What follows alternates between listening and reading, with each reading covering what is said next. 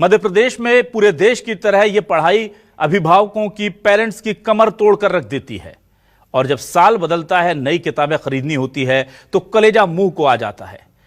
पहली दूसरी के छात्रों की 3-3, 4-4, 5-5 हजार की किताबें, बस्ते, कॉपियां लेकर के जब वो आते हैं तो सोचते हैं कि शायद हमें इस पर कभी कोई राहत नहीं मिलेगी।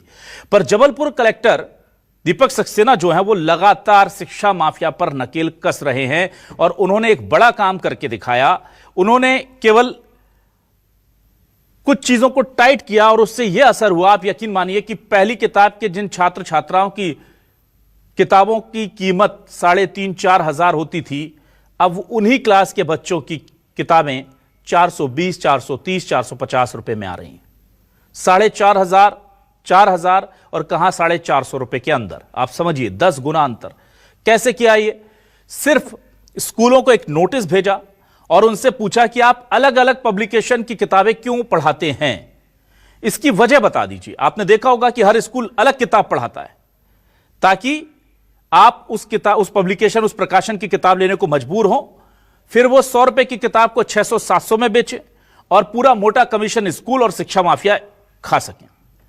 तो दीपक सक्सेना जी जो कलेक्टर थे जबलपुर के, उन्होंने नोटिस जारी करके स्कूलों से पूछ लिया कि आप वजह बता दीजिए कि इस स्कूल में ये फलानी किताब क्यों पढ़ाई जा रही है। इस पर जो है आप 2 लोग साइन करके वेबसाइट पर डाल दीजिए कि भाई ये इस किताब में ये अच्छी चीज है, इसीलिए हम ये किताब पढ़ाते हैं।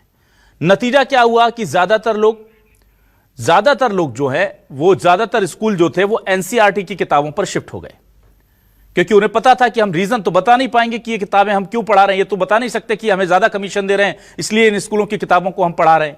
ना ही ये बता पाएंगे कि इन स्कूलों में एनसीईआरटी की किताबों से ज्यादा अच्छा सिलेबस है इसलिए हम पढ़ा रहे हैं। तो ज्यादातर स्कूलों ने चुपचाप क्या किया कि अपनी प्रकाशन की किताबें बंद कराई और सीधे एनसीईआरटी की किताबें अपना ली। अब एनसीईआरटी की किताबें बहुत सस्ती होती हैं, उसका सिलेबस केवल जरूरी होता है वही होता है। इस वजह से जमीन आसमान का अंतर किताबों के रेट में आ गया। सवाल आज यह उठाएंगे कि जब जबलपुर में 4,500 की किताबें अभिभावकों को 450 में मिल सकती हैं तो बाकी मध्य प्रदेश में क्यों नहीं। शुरू करते हैं आपकी बात।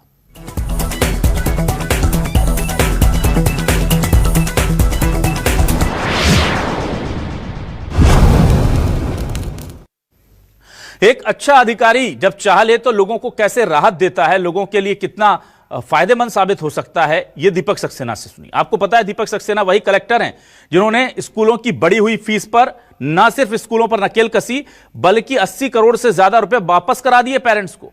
ये ज्यादा लिए थे आपने, वापस कीजिए। ऐसा कहीं देखने को नहीं मिलता पूरे देश में।